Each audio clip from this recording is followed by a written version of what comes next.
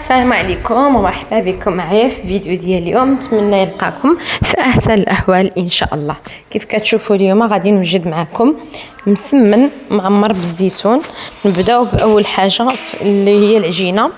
عندي هنايا 250 غرام ديال الدقيق الابيض و250 غرام ديال الفينو، وغادي نضيف لهم شويه ديال الملحه ومعلقه ديال السكر حبيبات ومعلقه ديال الزبده ومعلقه صغيره من خميره الحلوى.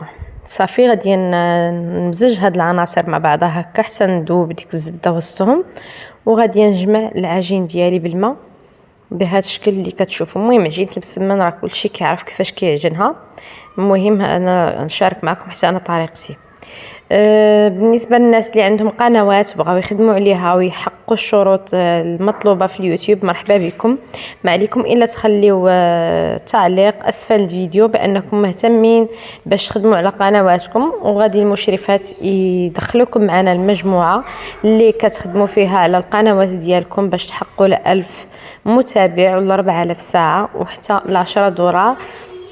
مجموعه زوينه، مجموعه الاخ اتوميكس، وكاين معنا مجموعه ديال المشرفات اللي كيخدموا معنا، فمرحبا بالجميع. اول ما غادي تكونوا معنا ان شاء الله راه غادي يبان لكم تغيير كبير في القناه ديالكم، انها كتبدا تنمى بواحد السرعه اللي هي واضحه. صافي من بعد ما جمعت العجينه كيف ما كتشوفوا غادي ندلكها مزيان بهذه الطريقه هذه، ندلكها حتى ترخف شي شويه، ما تجيش قاصحه وما تجيش مرخوفه. صافي كنبقى ندلكها بحال هكا وكنرشها مره بشويه ديال الماء.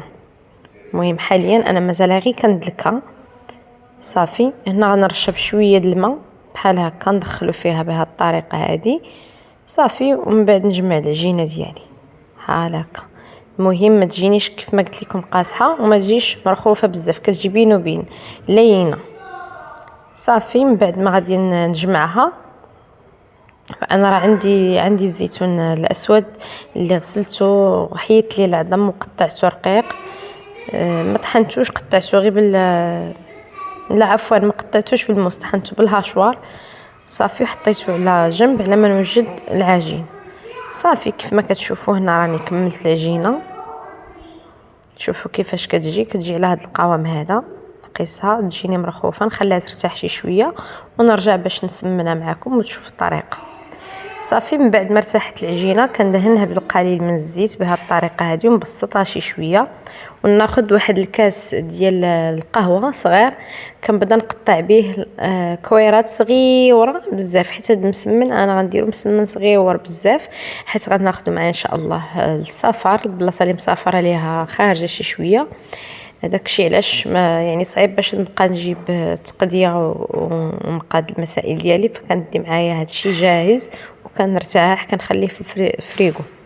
صافي كنبقى نقطع بهذه الطريقه هذه كيف ما كتشوفوا موضح في الفيديو حتى كنكمل العجينه اللي عندي كامله، وغادي نبدا نهز دوك الكويرات. والمهم نحاول ما امكن اني نقادهم باش تجي كل وحده قد الاخرى، ما تجيش مسمنه كبيره ومسمنه صغيره. وعلى اي حال راهم كيجيو صغيورين بزاف، كاريات صغيورين. صافي هنا راني كنقاد في العجينه اللي بانت لي كبيره كنقص منها ونشكل بها كره اخرى، ومن بعد غادي نستفهم في هذا البلاطو. عاد نبدا نسمن وندير فيهم الزيتون الاسود. كيجي رائع هذا المسمن بزاف صراحه، كيجي لذيذ. صافي هما من بعد ما قاديتهم كاملين غنبدا دابا نقادهم ونحطهم في البلاطو بهذه الطريقه كيف موضح الفيديو.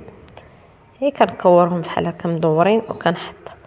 صافي نستمر بهذه الطريقه حتى غنكمل كاع هاد الكويرات اللي عندي ديال العجينه.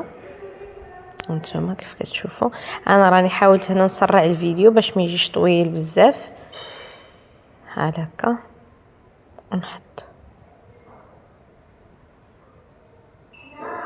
صافي هنا من بعد ما كنعتذر على الصوت ديال الوليدات، ما عنديش كيفاش ندير، ضروري خصني نسجل الفيديو.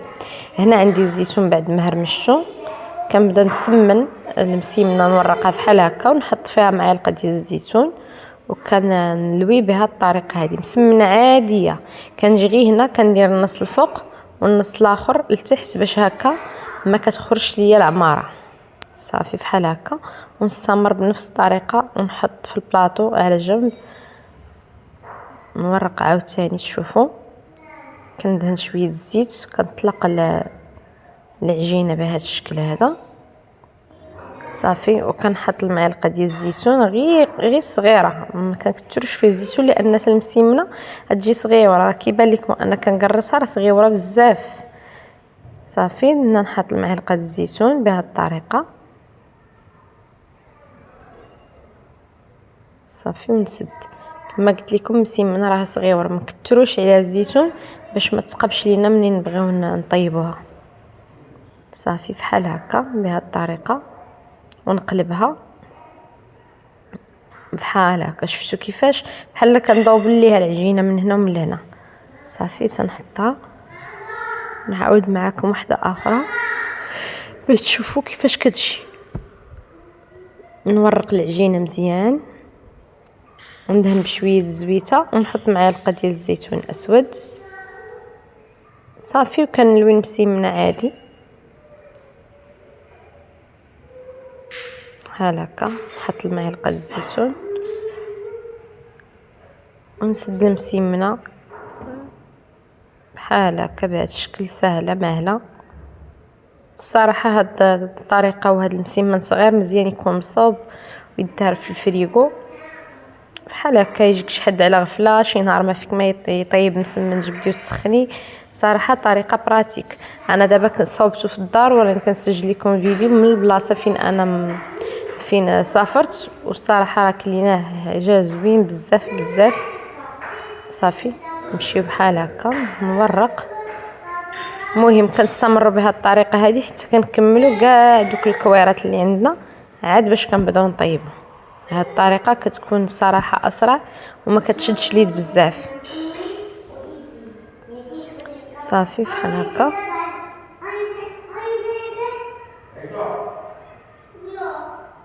بحال هكا. صافي نستمر هكا كيف ما شفتوا. دابا راني سخنت المقله درتها على النار، وهاد الطريقه باش نقرص المسيمنات غير كنقيسهم، ما كنورقهمش بزاف، غير كنقيس وكنحمر في المقله وكنحط في الطبيسي حدايا بهذه الطريقه هذه. شوف قداش مسيمنات كيوت زوينين بزاف بزاف ولداد، الريحه ديالهم راه كتشهي. اللي وصل معايا لهاد المرحله من الفيديو تابونا، وما تنساوش تابونا في القناه وتخليو كش كومونتير يكون زوين. ضغطوا على زر اللايك وفعلوا زر الجرس باش يوصلكم دائما الجديد. وهذا الشكل ديال المسمن نتمنى يكون عجبكم وتجربوه بالصحه والراحه، والى اللقاء في فيديو قادم ان شاء الله. شوفوا كيفاش جا، ونخليكم تستمتعوا بالمنظر ديال المسمن وتهلاو في راسكم. الى اللقاء في فيديو قادم ان شاء الله.